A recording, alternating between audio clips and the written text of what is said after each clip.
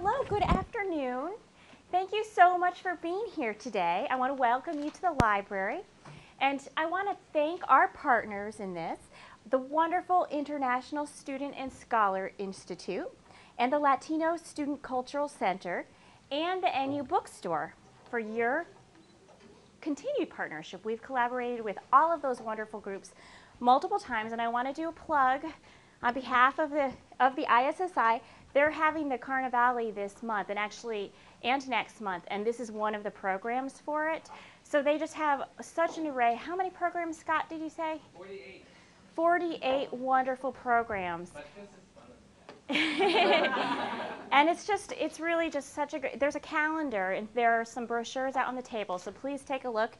And a little plug for their gala night, which is March 27th. You don't want to miss that. I also wanted to mention the beautiful artwork that you see in this room and along the corridors is a donation from Arthur Goldberg. He's an alumnus, and this is just, all this artwork has recently been rehung and rededicated. So please also feel free to take a look at the beautiful brochure we have that shows his collection. I hope that you'll join us in becoming a friend of the library. Your support means a lot to us so that we can bring in wonderful artists and speakers such as Elizabeth Nunez. This year we are also celebrating our 20th anniversary of Snell Library, and I talked to Lorraine Snell the other day, she and her husband gave multiple millions of dollars for this building, and yesterday was her 88th birthday. So I want to say a special thank you, and we love you, Lorraine Snell. You should also know that today's event is being filmed so that it will be out on YouTube and on iTunes University. The Libraries Meet the Author series encourages dialogue on significant issues and brings together faculty, students, and staff to debate and discuss these issues. Today's author, Elizabeth Nunez, is a City University of New York Distinguished Professor at the Hunter College Department of English. She is also an award-winning author of 7 novels, including Prospero's Daughter, which was a New York Times Editor's Choice book, and Bruised Hibiscus, which won the American Book Award.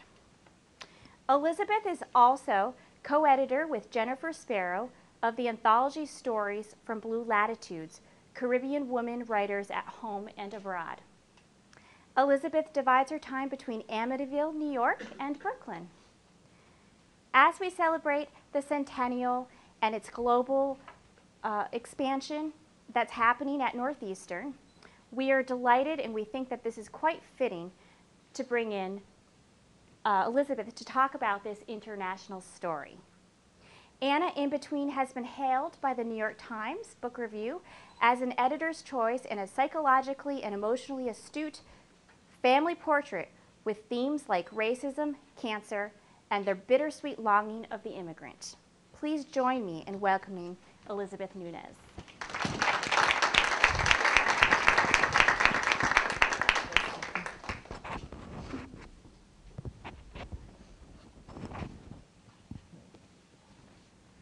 Thank you very much. Thank you, all of you, for being here and for welcoming me to Northeastern. Anna In Between is my 7th novel, and I'm delighted and a little bit surprised at the good reception it has had in the last 6 months since it's been out.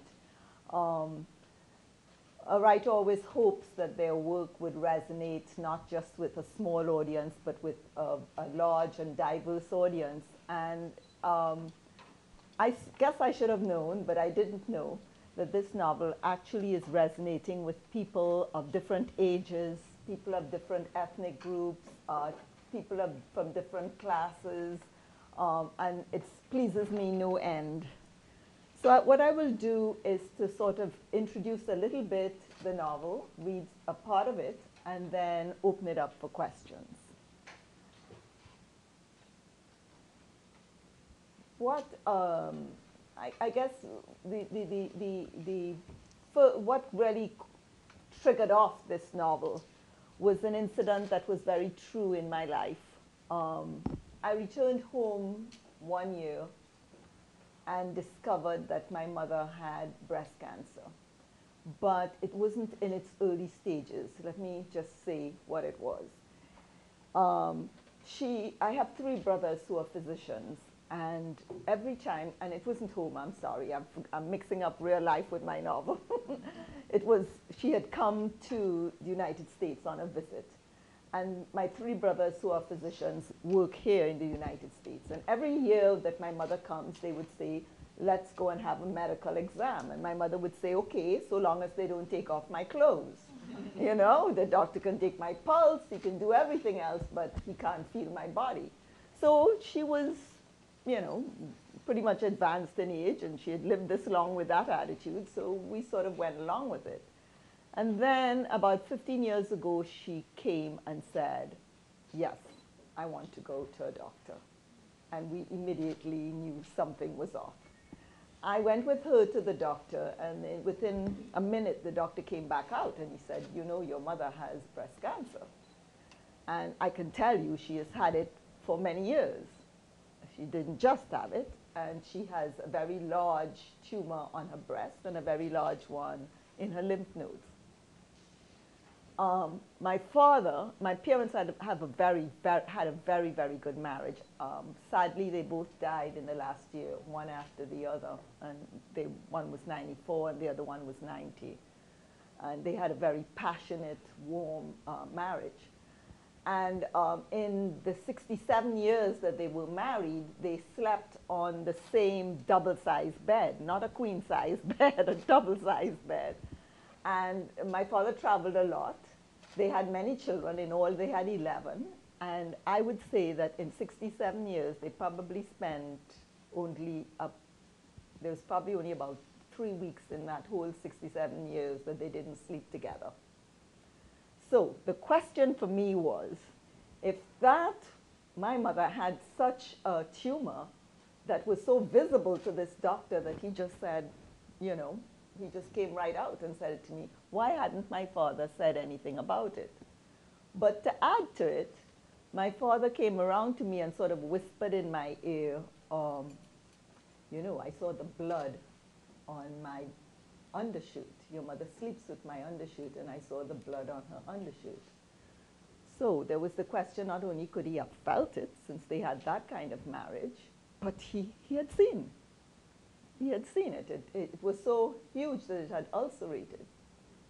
So I wrote a novel to answer the question that I didn't know. I didn't know the answer. It seemed like an impossible situation for me. So this is fiction. It is not real life, but this grounds the novel. But what happens is that as Anna goes home, in this case, Anna goes home on vacation, and that's when she discovers this situation.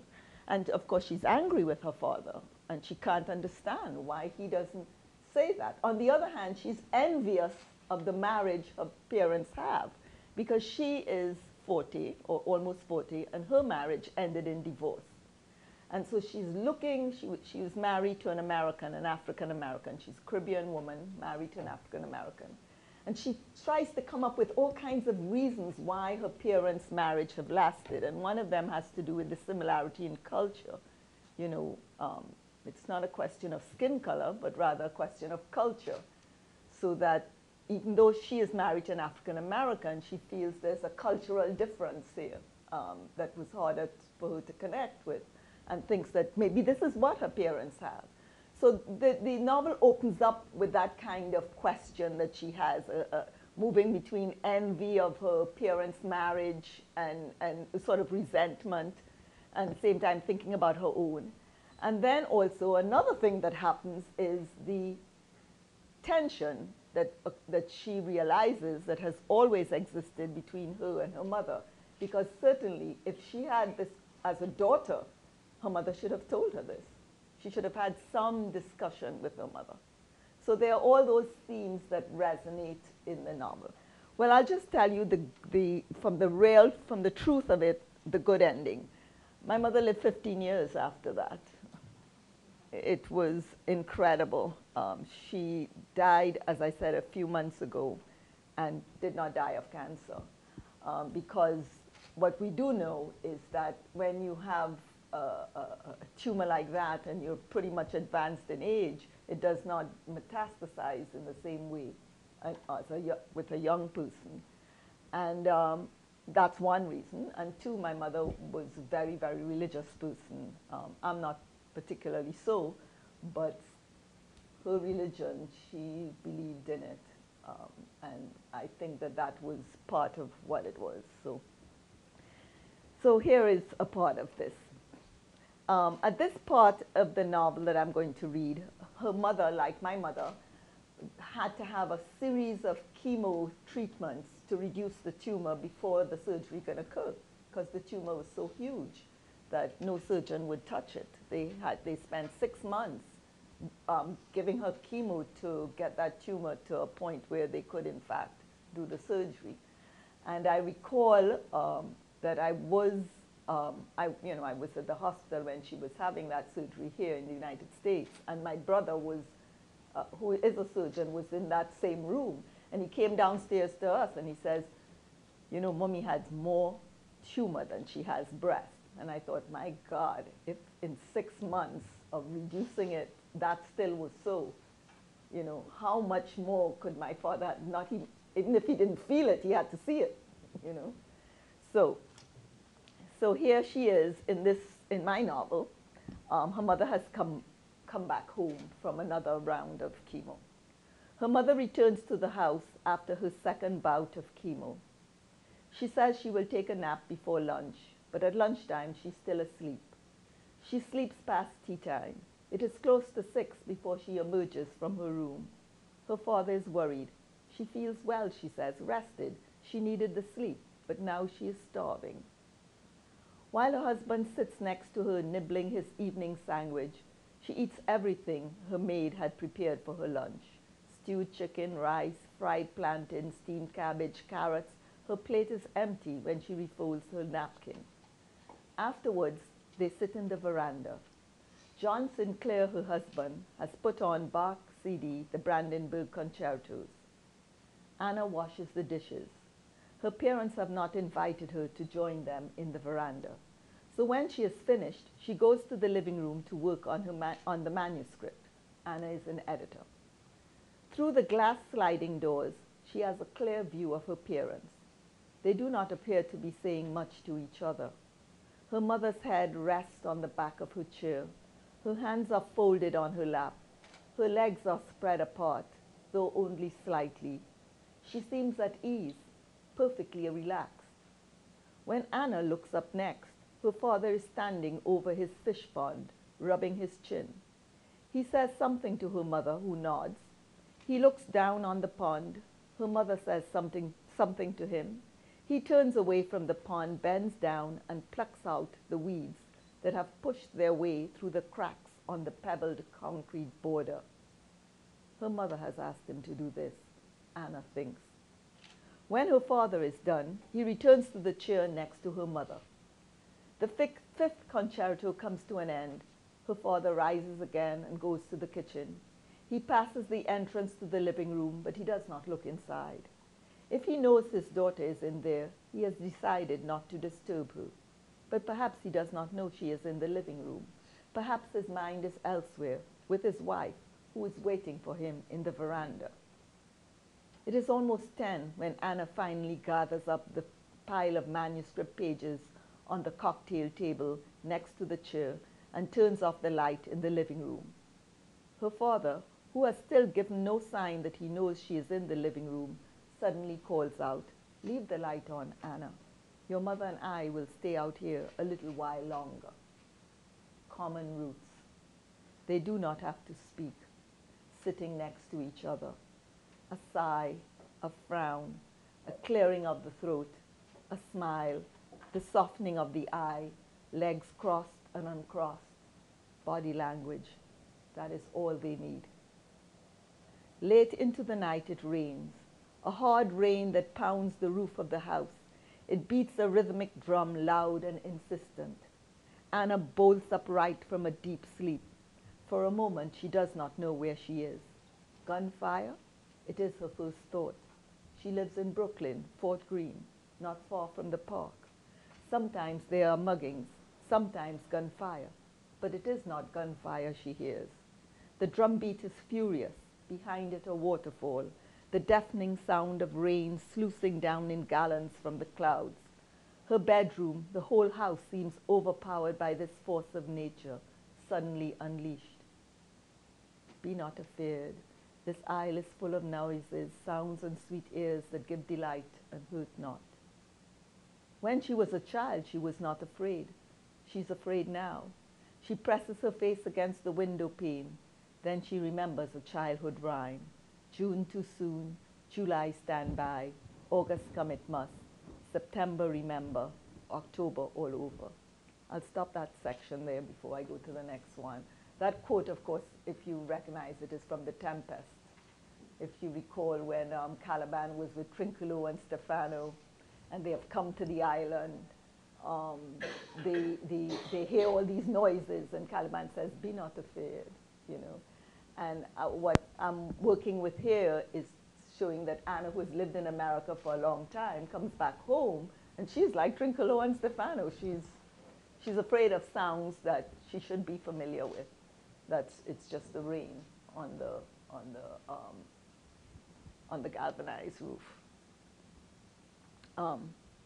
This section that continues after a small break, here you're seeing the conflict between Anna and her mother.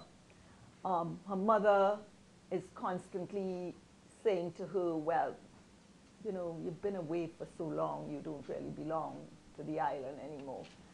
And Anna is saying, this is my birthright, these are my roots. There's this constant tension between them, this constant balance between envying her parents who are grounded on common roots, her wanting to claim those roots, but really because she's been away for so long, can she really claim those roots? So, Anna's mother continues to improve. No nausea, no headaches, no weakness in her limbs. She's in such good mood that 2 days after the chemo sent her to bed for 12 hours straight, she announces she is ready to spend a day in the country. Come with us, her father suggests. Yes, Anna, you'd like it. It's beautiful on the north coast, her mother says. Perhaps all her mother is doing is stating a fact. It is beautiful on the north coast of the island, but her words get under Anna's skin. She is not a foreigner, a tourist. I've seen the north coast, Anna says irritably. So you won't come with us? Beatrice. Her father turns to his wife in dismay. Tell her to come.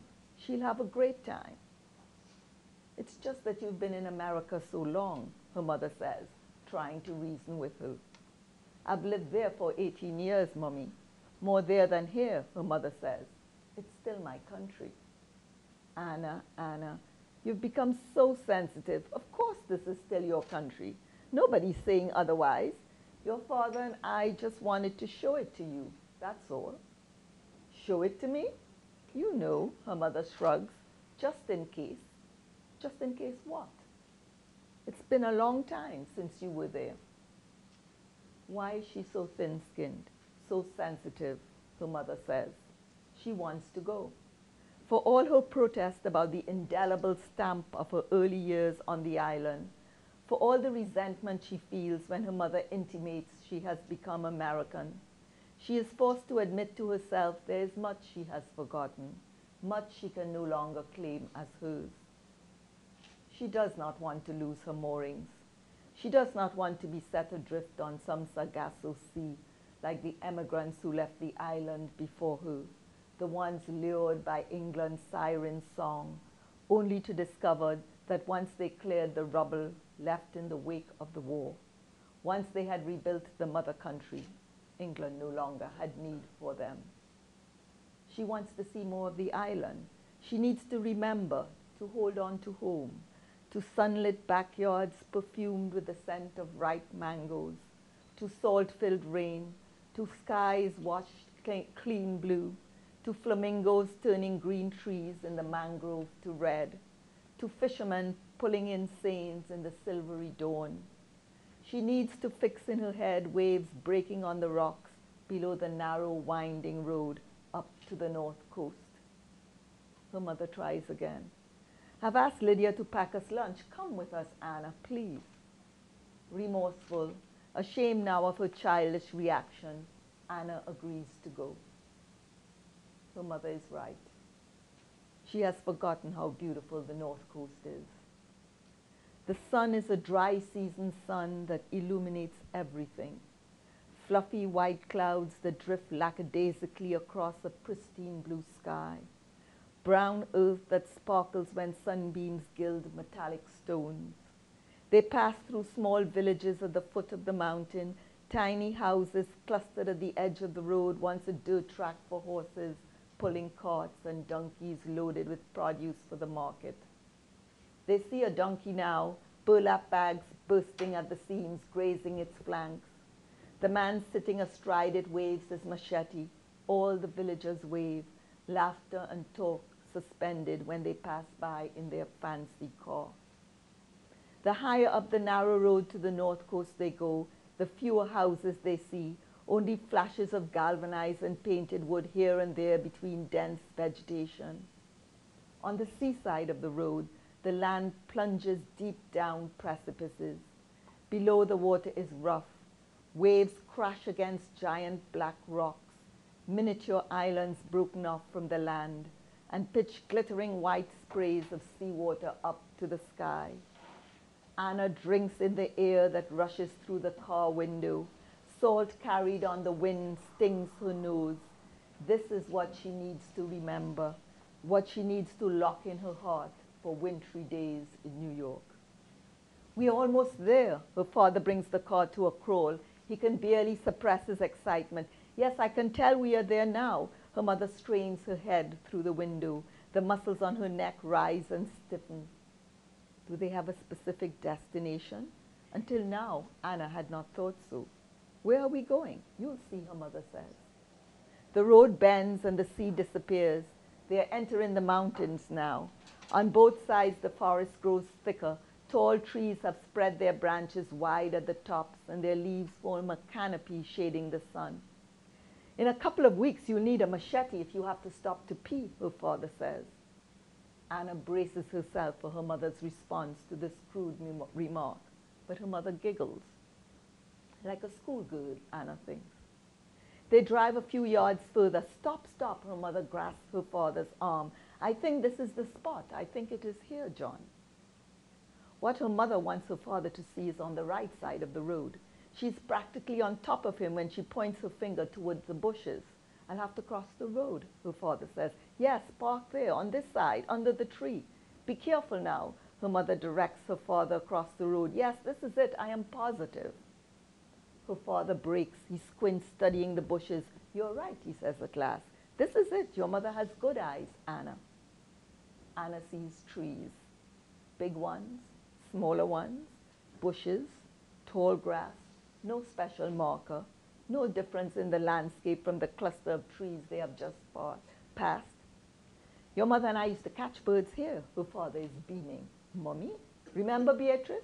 But her mother is already out of the car. It's still here. I can see it. Come, John. She quickens her pace.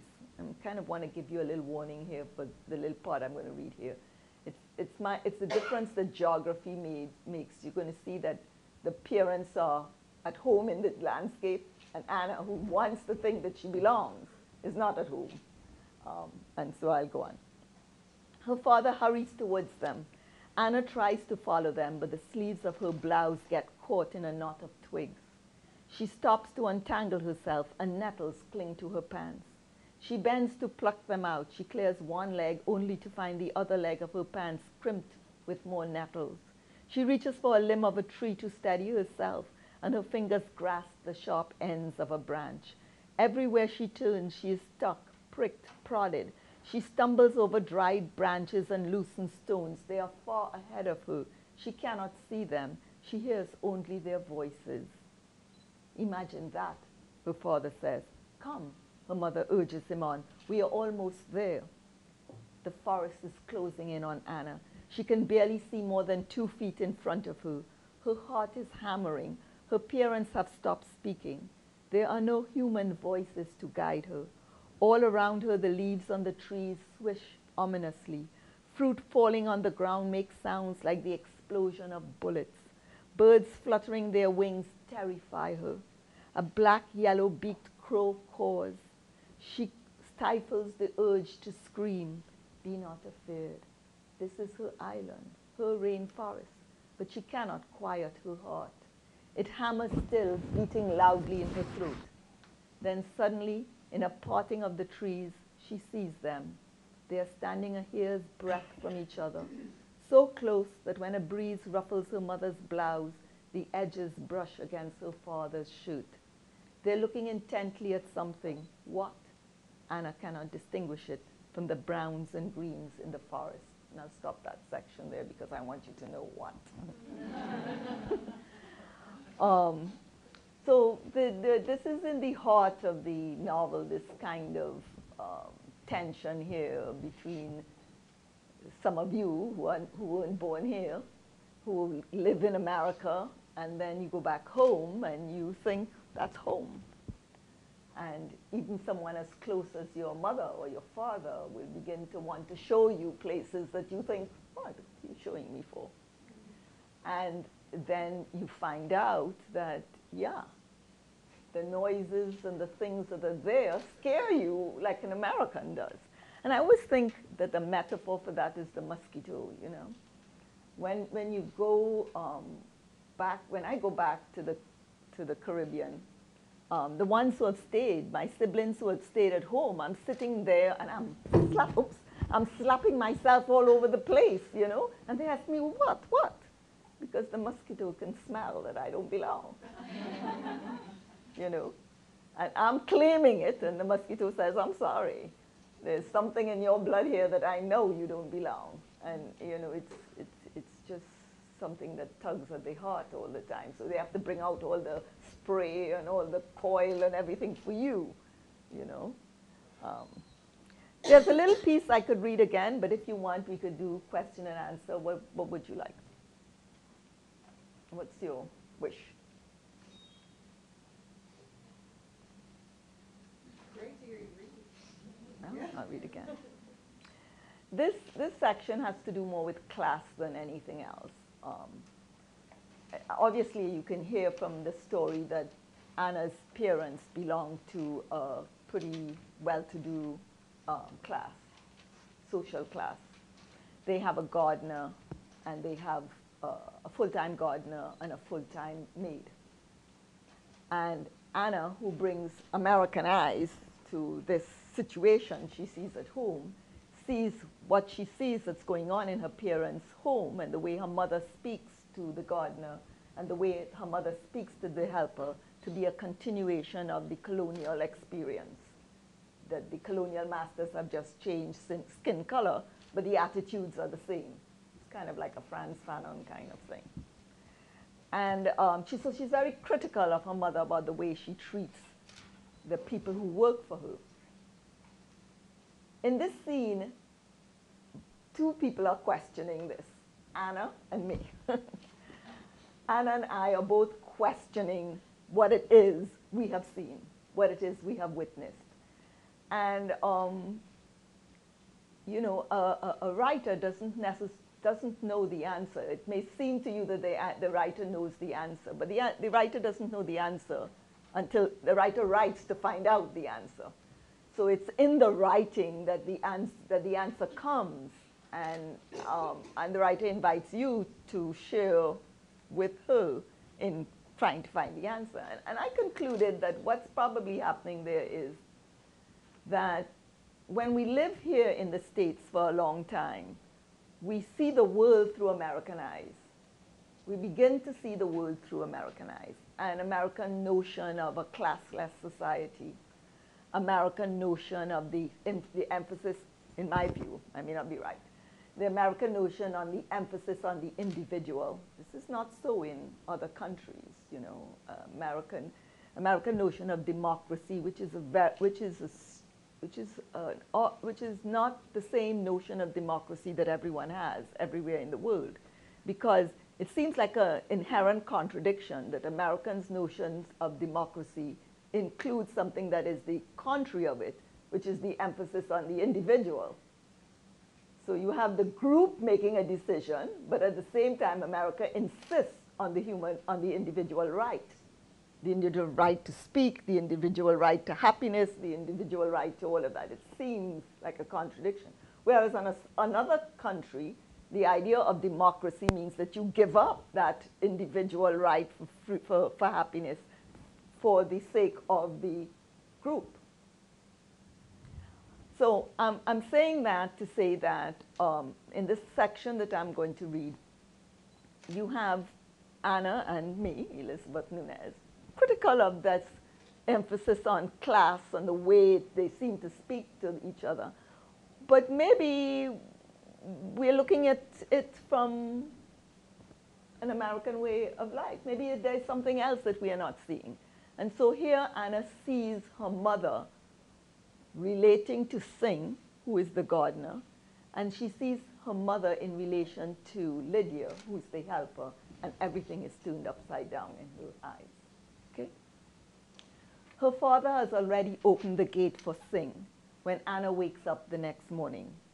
From her bedroom, she hears her mother fussing with Singh in the garden. I don't care what you say, Singh. The plants need watering. The beds are dry. Madam, I tell you it's going to rain today. Singh's voice is syrupy. It is clear he intends to stand his ground. You're a hard head, Singh. Anna peeps through the window. She cannot see her mother's face, only her back. Her mother is in her housecoat, a bright pink cotton shift edged with white piping. Her blue nightgown flutters beneath it. In her hand is the garden hose. Singh is facing her mother. Anna is struck again by the color of his hair, how black it is, how thick, how it shines, how starkly it contrasts to the thin wisps and tufts on her mother's head, to the bald spot in the middle as a consequence of chemo. Her mother hides her hair from her bridge friends, but not from Singh. Singh has been with her for 40 years.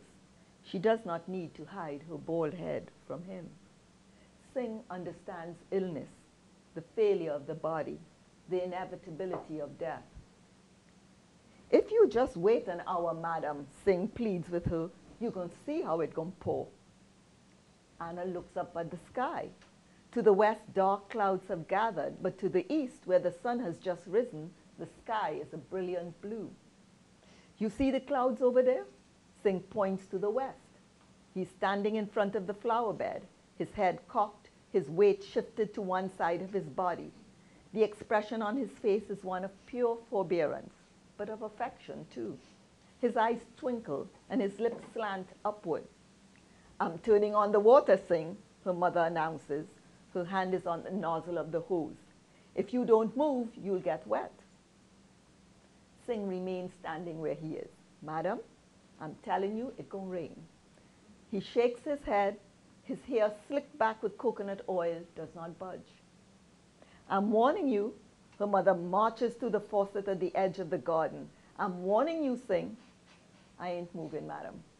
Singh's feet are planted firmly on the dry ground. I'm turning it on, Singh. I ain't moving, madam. Anna thrusts her head further out of the window. She cannot believe her mother will make good on this threat. Have it your way, Singh.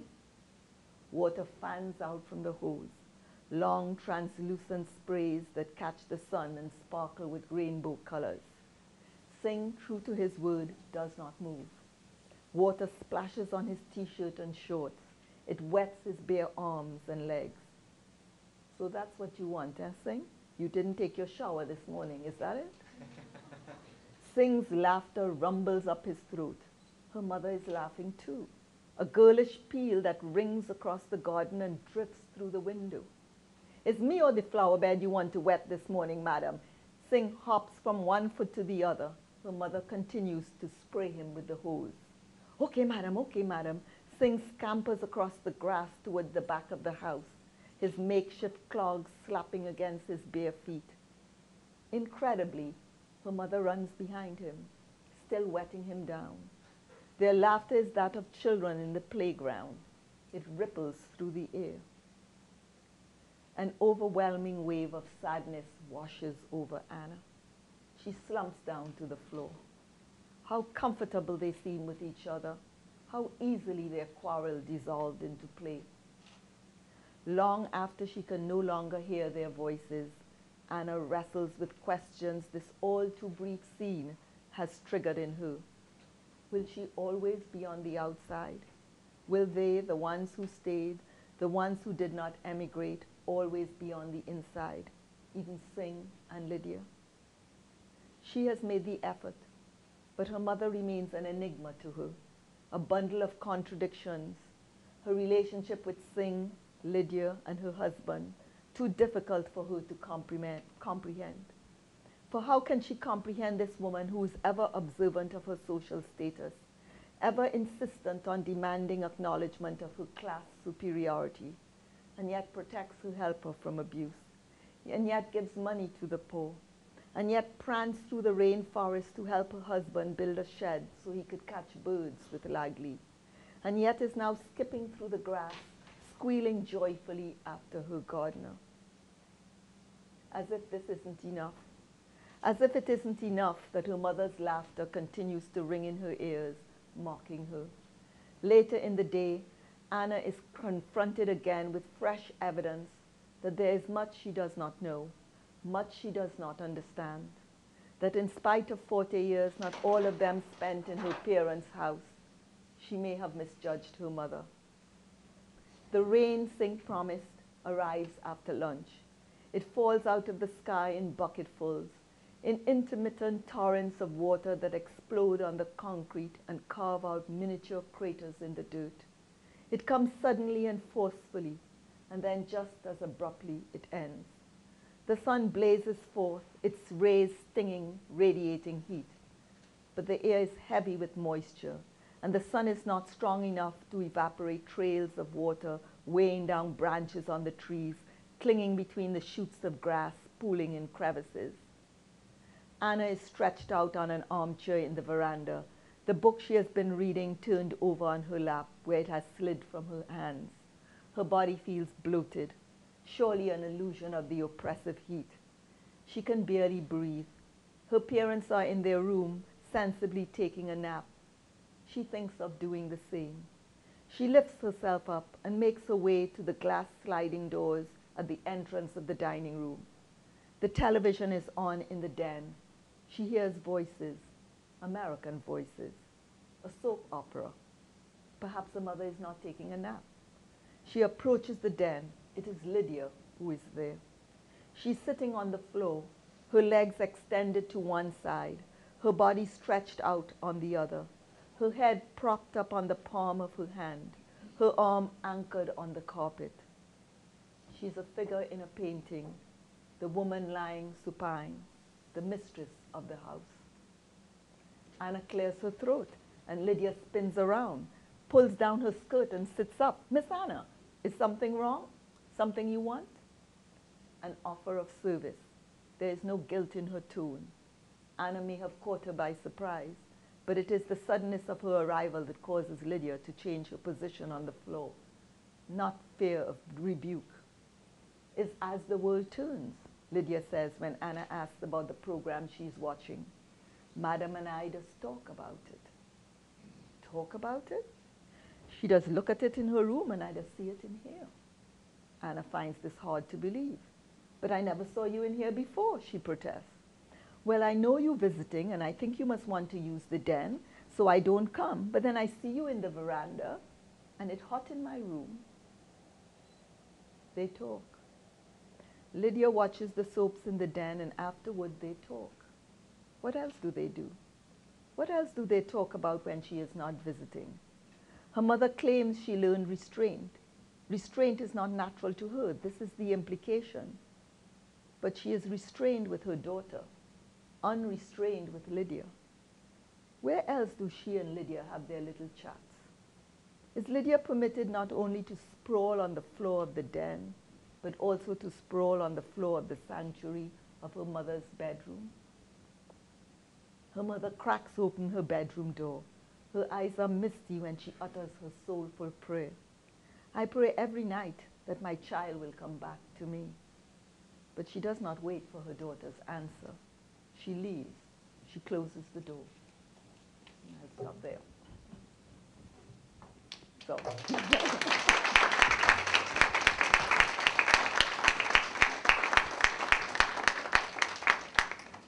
So I'm open to questions you may have about this novel and the problems that it opens up. Yes. I came in late, so you may have addressed this issue, but what prompted you to embark upon this particular theme, mother with breast cancer and so forth? It's so now, but Yeah. it is fiction. It is fiction. And yet you've chosen a very sensitive topic, Yeah. which is very, very epidemic at this point. It's all Yeah. over. Yeah, I was saying earlier that that this novel is resonating with people in different ways. People who have experienced or know people who have experienced breast cancer. But it is resonating with mothers and daughters, that we take for granted that the relationship with mothers and daughters is without conflict. We see it on TV as though it's just a natural connection. And I have a lot of mothers from all different walks of life who come to me and say, wow, this is my story. It also is the kind of generational envy that we have. We look at our parents, or in the case of you young ones, your grandparents, whose marriages lasted for eons. And we wonder what's going on now with us, that a marriage can't even make 5 years. And we don't even blink when somebody says, you know, I'm getting divorced. It's not a question. And you know, divorce is extremely painful. It is extremely painful. And so there is that sense of the freedom, and there's that sense of the envy. So what made me do it? I think this is my 7th novel, as I said, and it is probably the novel that is closest to the bone for me. And I didn't think it would be. I mentioned that I started this novel just to answer the question, why didn't my father say something? They had a great marriage. Why didn't he notice this growing thing on my mother's breast and under her arm, and also that it had ulcerated and bled? Why hadn't he said anything? And this, in trying to find the answer to that question, it opened up a whole thing of questions of privacy. You know, we live in a world where we think that the confessional is the healthy thing. I'm not so sure it is. And they lived in a world where the non-confessional, keeping it to yourself or keeping it in a very close circle, was the healthy thing. And I know from my experience living in America that when I go back home, that's how I am criticized. They just watch me and they say, shh. They're watching me, I can't talk. As soon as I start talking, I have these eyes watching me because they're so scared that I'm going to say something. If I'm within my siblings and within my family, it's kind of okay. But the minute there's somebody else in that room, they are monitoring me. They are censoring me. I mean, to the point that sometimes I just fly out, you know, get very angry. I remember on one occasion we were going on a trip. We were very close family, and we were going on, and this was just about 2 years ago. My parents were still alive. And we'd rented this little van, and we were going on a trip, and everybody was talking about what everybody else is. So I thought I could talk about what everybody else is, like anyone else. And one of my sisters sucked her hand, and it grew a big kind of lump on her hand, which was black and blue. And until she was 4 years old, she had this thing.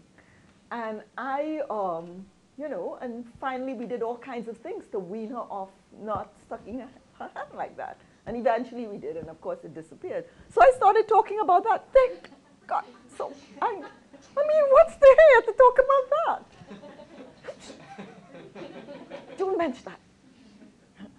know, and then I just flew off, you know, I just got just totally angry and it's just saying, what is the problem? So now I have to get back to where I was, but so, you know, so that's what it opened up for me, this novel. That here is my criticism of this kind of silence, this kind of skeletons in your closet. And of course, it's because I live here and because we say everything. We say a little too much. You just turn off the TV because you figure, for God's sake, so you really have to stand up there and say all this stuff to millions of people. There's no such thing as discretion, you know? And we think that's healthy. And I'm beginning to think, you know, it's not healthy. And what happens is, in writing the novel, I discover that, you know, the father begins to tell her there's a difference between privacy and intimacy. What you are talking about is not the same as intimacy. Don't say that I don't have intimacy with my wife. And there are things that have to do with loyalty and trust and the confidence of one person in another. So, you know, the novel just opened up so much for me that I've ended up doing a sequel to it. I found myself having to do, that there were more answers I needed to find out. So did you indeed use your mother as the Well, fictitious as I mentioned before, and it probably was a testament to the marriage my parents had. My mother, as I said, for 15 years, she lived with this, so she didn't die of it. Both my parents died almost the same way. Like, they got up in the morning, they had breakfast, they got sick, by the night they were dead. 6 months later, my father got up in the morning, got sick, by the evening, he died. So they both went almost without any problems to anybody. You know, it was almost that way. What was your question? I just flashed back to my parents, and that was it. Yeah, so it's inspired by that, but there are lots of facts that have changed, and the one thing I can say that makes me feel good about it, because I'm pretty tough on my mother, of the woman in this story, the mother figure in that, because I'm so critical of this class, the class structure that still lingers after the colonial experience. It still lingers. And she lived through that, and so this is what she did. But I did have the chance to tell her I was writing about her. And I told her several times I was writing, and she knew exactly what I meant, because we constantly battled about that. I never let her get away with anything. Whenever she did something like that, I would just jump on her and criticize her, you know. And so she knew what I was doing. And so she said, yeah, go ahead. Just go ahead. Go ahead and see what you come up with. And of course, that last section that I just read is what I came up with, you know. It's not just what you see. You know, how many people with their helpers have that kind of relationship? What do they talk about? I didn't know. Yeah. You were going to ask. Yes. I have just two comments. One, I just started in Yeah. and I could feel the passion just in the first few chapters that I've read. So I was not surprised to hear that there was some personal basis to it Yeah. all. Mm-hmm. So this just sort of validates the way I was Yeah. reading what Oh, you had good. written. Mm-hmm. And the other comment is that I have a book group that's been in existence for 17 years now. Mm-hmm. And we've read 2 of your books. Oh, wow. And we will read this one. Oh, great. We read When Walks Dance, and we read Prosper's daughter. which we pronounce Prospero, so now I know the Yeah. correct pronunciation of it, which we loved. We absolutely loved that Yeah. one. And now I'm sure that we'll read this Oh, one. thank you. Yeah. And one thing about reading your books, if anyone hasn't read them, you just get such a sense of the culture that we don't have here in America. Mm-hmm. And you feel as though you've been on a journey. Mm-hmm. So they're really great. Thank you. Thank you so much. This is the chance that a novelist has, because a novelist is telling a story, but what undergirds any story, of course, is a setting, which is a lot of things. And so you do get a chance to tell history and to make some political comments without slamming somebody in the face with it. And it's very interesting to do that. But I really appreciate that so much, yes. Mm-hmm. I have a question. You mentioned having 10 or 11 siblings. I wondered if they had a chance to read and in between, or if they had any responses to you about some of the ways that cultures on aspects of their family's life. Well, the sister who lives close to me in New York, this was the only one of my novels that she called me and had an absolute response to. She called me up and she said she was just crying and crying and crying when she read it. For one, she felt that the portrayal of the father in the story was so exact. She said, how did you know all these details, because I wasn't living there. And actually, she spoke to me last night again about the novel. She says, she tells all her friends that they must read it. She feels, she had a very positive reaction to it. Now, my another sister who lives in Trinidad, who has not lived here at all, just comes to visit, says, I like it very much, but I prefer Prospero's Daughter. And I know why. It's too close to the bone. This novel is too close to the bone for her. So she likes it, and she says, I'm going to give myself a little bit of time, and then I'm going to read it again. And so they have different reactions. One of my brothers called me, and he lives not on Trinidad, he lives on one of the other islands, and he's lived all over the world. And his reaction was, so did that really happen? And did that I said, it's a novel, it's fiction. It's not, these things didn't exactly happen. But the spirit of your father, yes, this is the kind of man he was. And he says, which is interesting about siblings, he says, I didn't know that Daddy liked classical music. I said, how could you possibly not know? That was the music that was always in the house. And then when my father died, he said, Elizabeth, I found his collection. It was right there. He had tons and tons of the records, tons and tons of it. And then he says, oh yeah, I now remember that the TV was always turned on to the classical section. I said, he's older than I am. I said, how didn't you know? Which, really boggles my mind. I mean, that's where I got my love for classical music. It was that my father was so into that, and he was so into opera, and I don't know, you're too young to know somebody like the Student Prince, who was the guy, Caruso in Student Prince. I mean, that, we were introduced to that. He loved it, he saw it, he just brought it in the house. And I don't know if girls and boys have a different relationship with their parents. If girls kind of stick under the father and the mother, and so they take that. Why it is I knew those things and something so obvious he didn't know. Yeah. Elizabeth, when did you start writing, and what made you decide you wanted to be a writer? I always wanted to be a writer, and I think it's because I love being by myself, and I can entertain myself with my imagination.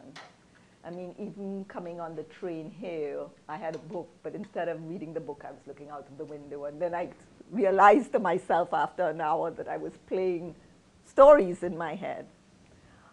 My family have this, my family has this thing that they say about me, which they no longer say about me because I've badgered them enough.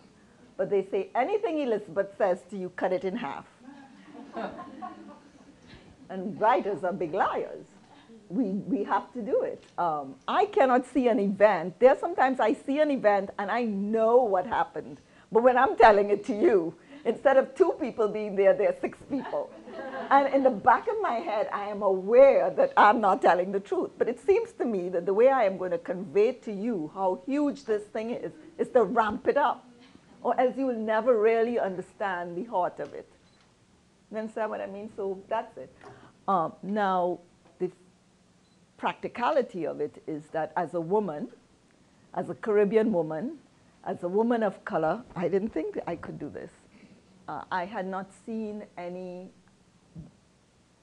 women of color novels, but I had not grown up with any novels by women of color. The few Caribbean writers I had been introduced with were all male. Most of the writers I read were British. So without, you know, you may not think of it now because it's so, you take it for granted. You guys, the women in this group would just take it for granted that this is the way the world always was. But the world wasn't always that way. So you don't even stop to question yourself as to whether you can, in fact, do something. You want to be a doctor, you just go and study. You want to be a writer, you just do that. But that's because you're surrounded by it. It's there. In literature in high school, I majored in literature for my bachelor's. I majored in literature for my master's. I majored in literature for my doctorate. And I spent most of my academic life writing literary criticism. All the time kind of scribbling some words down, you know. And then in 1983, a writer came to my college, and I said to him, here, take a look at these scribblings. And he says, why don't you write? And I just took the year off. I took the year off from work, and I went to his workshop, and you need that kind of thing, somebody to have that kind of confidence in you, somebody who could say, yeah, you know, it's possible. And then I never stopped after that. But so that's my story. I have time for one more question. From one of the young people here. Yes. What would you say to an aspiring writer, woman of color, or student, give them motivation to do and receive awards? Well, you know, I had the distinct pleasure and honor in December to read with E.L. Doctorow, who is just, you know, I'm totally in awe of him as a writer. And that question kind of came up. And I said to him, you know, I sometimes, you know, my first thing was to go take a creative writing workshop or something like that. And I said to him, well, you know, I teach that, but I always feel frustrated because I feel you can't teach it. And he said very clearly to me, that stuck in my head and I'm passing on to you, he said it is most essential for us to tell our stories, that writers are needed today more than ever before.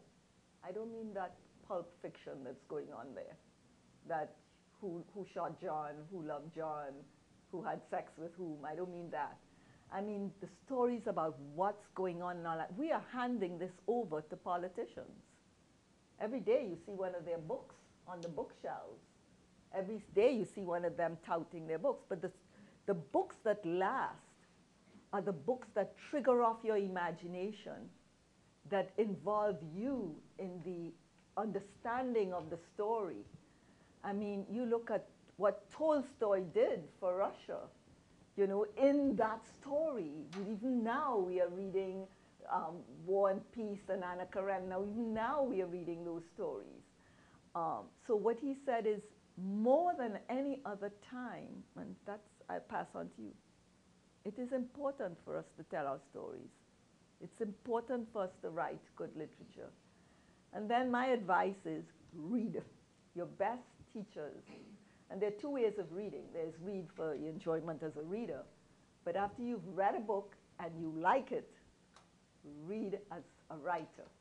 Read so that you can see how this writer did it. And then many times writers would say to you, once you fasten on a writer, try to read all the books by that writer. And I do. I mean, I know who when I'm writing a certain book, I know who the writers are. Like Gabriel Garcia Marquez, I will read everything he's doing. And you can see one of my books where clearly I'm influenced by him. Or J.M. Coetzee, who wrote Disgrace. I read everything by him. And you can see, even in this book, you could see the influence of that present tense and that short sentences that Coetzee uses. So that's what I would say. Thank you so much, Elizabeth. You're most welcome. And now you must get my book.